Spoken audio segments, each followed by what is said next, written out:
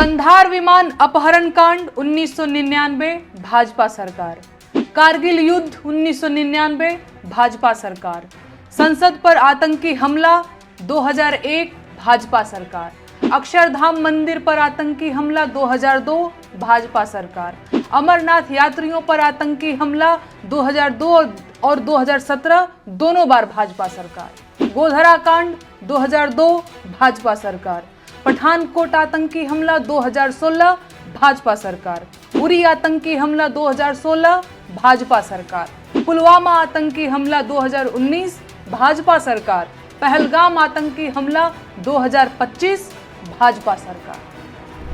देश में अब तक के सारे बड़े आतंकी हमले भाजपा की सरकार में हुए हैं और भाजपा की सरकार आते ही देश और देशवासी सभी खतरे में आ जाते हैं।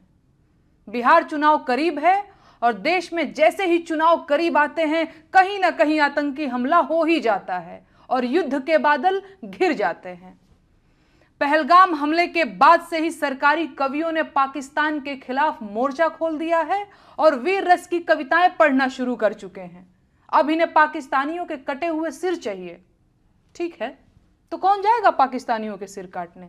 ये कवि जाएंगे या भाजपा के नेता जाएंगे या अंधभक्तों के भगवान खुद पाकिस्तान जाएंगे सिर काटने? दरअसल इनमें से कोई नहीं जाएगा। अगर युद्ध हुआ तो देश के गरीब किसानों के बेटे जो फौज में सिपाही बनकर भर्ती हुए हैं वो आगे भेजे जाएंगे।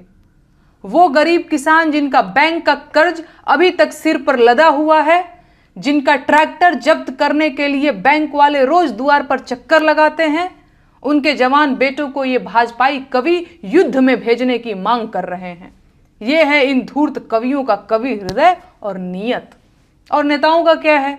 चुनाव जीतने के लिए युद्ध की घोषणा करनी पड़ी तो ये वो भी कर देंगे। इनके अपने बेटे तो फौज में हैं नहीं। इनके अपने बेटे तो विधायक, सांसद और बीसीसीआई का सचिव बनने के लिए हैं, लेकिन लड़ाइयों में झोंकने और गोली खाने के लिए तो किसानों के बच्चे हैं, ताकि देश में राष्ट्रवाद का बयार चले और इन्हें वोट मिले। संसाधन देश के खर्च होंगे, बेटे किसानों के मारे जाएंगे। ये है युद्ध की असलियत और इसीलिए इन नेताओं और उनके चापलूसों को युद्ध की जल्दी है। जब भी चुनाव करीब होते हैं और सरकारों की हालत खराब होती है तो पड़ोसी देशों से युद्ध और तकरार को चुनाव जीतने के लिए हुकुम के इक्के की तरह उपयोग किया जाता है। इसीलिए भाजपा के नेता और उनके चापलूस पूरी ताकत लगा रहे हैं कि किसी भी तरह से पाकिस्तान के साथ युद्ध शुरू हो जाए। लेकिन कोई माई का लाल ये नहीं पूछ रहा है कि कश्मीर जैसी संवेदनशील जगह पर 2000 पर्यटकों की सुरक्षा के लिए एक भी सुरक्षा कर्मी मौजूद क्यों नहीं था। हमला आतंकियों ने किया है तो आतंकियों को चुन चुन कर मारिए, लेकिन आतंकियों को मारने की बजाय पाकिस्तान से युद्ध ठान लेना देश के हजारों सैनिकों की जान जोखिम में डालना है।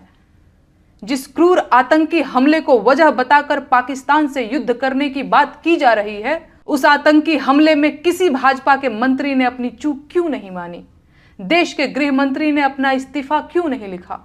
और प्रधानमंत्री को हमले के तुरंत बाद आतंकियों को धमकाने के लिए बिहार में रैली करने की क्या जरूरत पड़ गई?